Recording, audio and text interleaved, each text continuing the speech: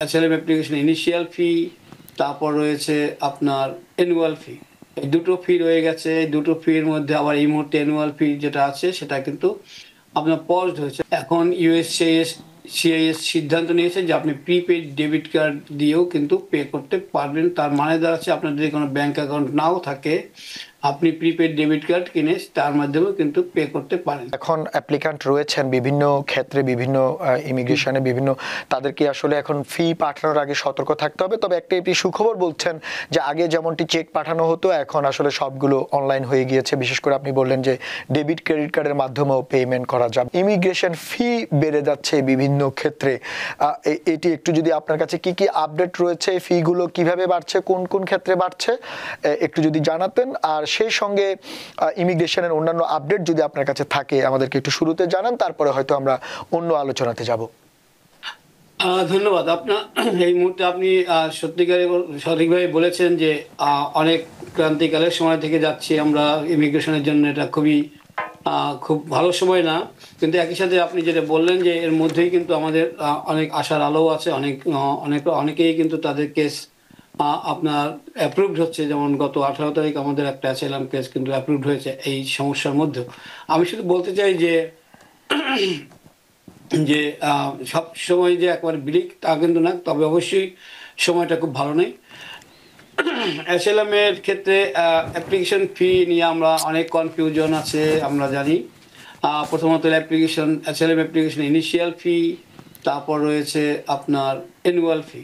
এই দুটো ফি রয়ে গেছে। এই দুটো ফির মধ্যে আবার এই মুহূর্তে অ্যানুয়াল ফি যেটা আছে সেটা কিন্তু আপনার পজড হয়েছে, মানে এই মুহূর্তে বাদ আছে বা রহিত করা হয়েছে। মেরিল্যান্ড ডিস্ট্রিক্ট কোর্ট কিন্তু এটাকে পজ করেছে। কাজে এটা নিয়ে অনেকেরই ধারণা যে কি হচ্ছে, যে আলটিমেটলি তাদেরকে দিতে হবে কিনা। এখন যারা যদি আমি একটু এ ব্যাপারেও বলবো যে একটু ক্লারিফাই করব যাতে কিনা আপনাদের মধ্যে অনেক কনফিউশন না থাকে। আর আপনি যেটা বলেছিলেন যে এখন যে ফি অ্যাডজাস্টমেন্টের নামে আসলে ফি যেটা আছে, এক্সিস্টিং ফি যেটা আছে, যেটা HR-1 মানে বিগ বিউটিফুল বিল যাকে আমরা বলি, মানে আমরা বলি না, যেটা বলা হয়, সেটাকে কিন্তু তার মাধ্যমে কিন্তু আপনার যে ফি এর প্রবর্তন করা হয়েছে সেই ফি শুধু ওখানেই বসে থাকছে না, ওটার সাথে সাথে এখন অ্যাডজাস্টমেন্ট হচ্ছে। অ্যাডজাস্টমেন্ট মানে হলো প্রতি বছর যে ইনফ্লেশন হয়, কনজিউমার প্রাইস ইন্ডেক্স, যেটাকে বলি আমরা CPI, যে প্রাইস, তাতে কিন্তু প্রত্যেক বছর কিন্তু ইনফ্লেশন আসে। সেই ইনফ্লেশনটাকে ধরে নিয়ে এটাকে ইন্টারনালাইজ করে তারপরে এটাকে বাড়ানো হচ্ছে। যেমন যেটা ছিলাম অ্যাপ্লিকেশন ফি, যেটা অ্যানুয়াল ফি যেটা ছিল 100 টাকা, আগামী বছর নাগাদ এটা হয়ে যাবে 102 টাকা। যদিও এটা এই মুহূর্তে রদ আছে, আমরা আগেই বলেছি, কিন্তু এটা আলটিমেটলি রদ এই বছর থাকবে কিনা বা অ্যাপিলে গেলে অ্যাপিলেট কোর্ট এটাকে বাতিল করে দেবে কিনা তার উপর নির্ভর করছে এটা ভবিষ্যৎ। কিন্তু যদি এটা বহাল থাকে তাহলে কিন্তু আগামী বছর আপনাদেরকে এই ইনফ্লেটরি রেটে, মানে 100 টাকা থেকে 102 টাকা, যদিও তাৎক্ষণিকভাবে এটা কম, কিন্তু প্রতি বছর যদি এটা বাড়তে থাকে, এবং যেহেতু অনেক অনেক বছর ধরেই কিন্তু অ্যাপ্লিকেশনগুলো এখন প্রায় আমি যেটা বলি, এক্সকিউজ মি, অনেক আসলে অ্যাপ্লিকেশন কিন্তু বছর পর বছর ধরেই কিন্তু এটা কন্টিনিউ করছে, পেন্ডিং থাকছে। যদিও এটা যারা অ্যাপ্লিকেশন করছেন অ্যাপ্লিক্যান্টদের কোনো দোষ নয়, অবশ্যই এটা অ্যাপ্লিকেশনের অনেকগুলো ওভারলোড হয়ে গেছে, যেটাকে আমরা বলি যে অ্যাসাইলাম অ্যাপ্লিকেশন এবং অ্যাসাইলাম কোডগুলো। তবুও এটার জন্য কিন্তু আপনাকেই বা যে অ্যাসাইলাম যারা অ্যাপ্লিকেশন করছে তাদেরকেই পে করতে হচ্ছে। আর অ্যাডজাস্টমেন্টের ক্ষেত্রে যেটা আমি বলেছি সেটা হলো যে এটা খুব বেশি এমন না, কোনো কোনো ক্ষেত্রে 10 টাকা বেড়েছে। যেমন আমাদের যেসব ক্ষেত্রে EAD বা আপনার যেটাকে বলি আমরা ওয়ার্ক পারমিট, সেক্ষেত্রেও কিছু বাড়বে। সেটা যেমন আপনাদেরকে তখনই বলা হয় যে এক্সিস্টিং ফি যেমন $550 আছে, আপনার সেটাকে বলি আমরা বিগ বিউটিফুল বিলের যে 550, সেটা বেড়ে 560 হয়ে যাবে। তো এরকম সব জায়গায় আপনার খেয়াল রাখতে হবে। আর ফি পেমেন্টের ব্যাপারেও কিন্তু আমাদের যে বদল এসছে, অনেকেই আমরা পরিবর্তন যেটা এসছে সেটা হলো যে এখন আর কোনো চেক কিন্তু নেওয়া হয় না। তবে এক্সেপশন আছে, যদি কোনো কোনো ক্ষেত্রে আপনি দিতে পারেন, যেটা আবার নতুন করে একটু চেঞ্জ আপডেট করা হয়েছে, যে কোনো কোনো ক্ষেত্রে সেটা কিন্তু আপনার যদি কোনো ব্যাংক অ্যাকাউন্ট না থাকে, কোনো কিছু না থাকে, আপনি এক্সামশন পেতে পারেন। সেই এক্সামশনের জন্য আপনাকে প্রমাণ করতে হবে যে আপনি এক্সামটেড হবেন, সেজন্য কিন্তু অবশ্যই সেটা অনেকটাই আম, মানে আমি বলতে পারি কমপ্লিকেটেড। সো যারা পে করতে চান, পে করতে হবে যাদেরকে, তারা কিন্তু এখন এসিএস মানে আপনার ব্যাংক অ্যাকাউন্ট থেকে অথবা ডেবিট কার্ড, ক্রেডিট কার্ড থেকে আপনি পে করতে পারবেন।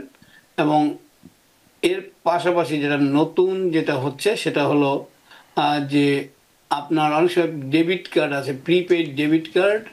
এখন সিআইএস সিদ্ধান্ত নিয়েছে যে আপনি প্রিপেইড ডেবিট কার্ড দিয়েও কিন্তু পে করতে পারবেন। তার মানে দাঁড়াচ্ছে আপনার যদি কোনো ব্যাংক অ্যাকাউন্ট নাও থাকে, আপনি প্রিপেইড ডেবিট কার্ড কিনে তার মাধ্যমেও কিন্তু পে করতে পারেন। তো দ্যাটস এ গুড ডেভেলপমেন্ট। কারণ হলো আমাদের কাছে বিভিন্ন সময় অবশ্যই অনেক আমাদের যারা ক্লায়েন্ট আছেন, যারা বিভিন্ন সময় এসছেন, কিন্তু এখন পর্যন্ত তাদের কোনো ব্যাংক অ্যাকাউন্ট করার মতো ফুরসত হয়নি, ওয়ার্ক পয়েন্ট পাননি, সোশ্যাল সিকিউরিটি নাম্বার পাননি, সুতরাং তাদের ব্যাংক অ্যাকাউন্ট করার মতো কোনো ফুরসত বা সুযোগ হয়নি এখনো। তাদের জন্য এটা একটা রীতিমতো চ্যালেঞ্জ ছিল, কারণ তাদেরকে কাউকে পেয়ে তাদের মাধ্যমে করতে হতো। তো সেটা একটা ভালো যে প্রিপেইড কার্ডের মাধ্যমে। তবে অবশ্যই জানা উচিত সবার যে গিফট কার্ড কিন্তু অন্তর্ভুক্ত না, গিফট কার্ড দিয়ে কিন্তু পে করা যাবে না। তো এই পর্যন্ত আমি মানে আমাদের আজকে যে ডেভেলপমেন্ট এটা বললাম, অবশ্যই এরপরে যদি কোনো প্রশ্ন না, থাকে। সেটি দাদা আপনি যেমনটা বললেন যে ফি গুলো হচ্ছে আগামী বছর থেকে, তার মানে আমরা যারা এখন বিভিন্ন ফি জমা দিতে লাইনে আছে বা জমা দিবে সামনে, সেটা আপনি বললেন অ্যাডজাস্টমেন্টের নামে কিছু কিছু বাড়ানো হয়েছে, তো সেটি কি আগামী বছরের শুরু থেকে নতুন ফি পাঠাতে হবে, নাকি সেটি এখন থেকে চালু হয়ে গিয়েছে, না কখন থেকে আসলে প্রত্যেকটা ফি নতুন করে অ্যাডজাস্টমেন্ট করে তারপরে জমা দিতে হবে? বিশেষ করে আপনি বললেন ওয়ার্ক পারমিটের ফি বেড়েছে, আপনি আরো কয়েকটা নাম বললেন, সেগুলো কি জানুয়ারির 1 তারিখ থেকে শুরু হবে নাকি এখন থেকে শুরু হয়ে গিয়েছে? না, জানুয়ারির 1 তারিখ থেকে, মানে প্রতি বছর আপনারা জানি ফিনান্সিয়াল যে এই অর্থ বছর যাকে বলি আমরা, সো সেই বছরগুলো 1 জানুয়ারি থেকে আপনি ধরলে পরে 1 জানুয়ারি থেকে এটা অনওয়ার্ড শুরু হবে, মানে অন অর আফটার 1 জানুয়ারি। সুতরাং প্রতি বছর সেভাবে, এবং পরবর্তী বছর 2027-এর 1 জানুয়ারি শুরু হবে, সেরকম প্রতি বছর। এখন পর্যন্ত যেটা আছে ইনফ্লেটরি রেটটা তখন অ্যাডজাস্ট করা যাবে, সুতরাং তখন আপনারা জানতে পারবেন, সবাই আমরা জানতে পারবো এক্স্যাক্টলি কতটা, কোনটায় কতটা বেড়েছে। তার মানে হচ্ছে আমাদের যারা এখন অ্যাপ্লিক্যান্ট রয়েছেন বিভিন্ন ক্ষেত্রে, বিভিন্ন ইমিগ্রেশনে বিভিন্ন, তাদেরকে আসলে এখন ফি পাঠানোর আগে সতর্ক থাকতে হবে। তবে একটা এটি সুখবর বলছেন যে আগে যেমনটি চেক পাঠানো হতো, এখন আসলে সবগুলো অনলাইন হয়ে গিয়েছে। বিশেষ করে আপনি বললেন যে ডেবিট ক্রেডিট কার্ডের মাধ্যমেও পেমেন্ট করা যাবে, এমনটাই তো?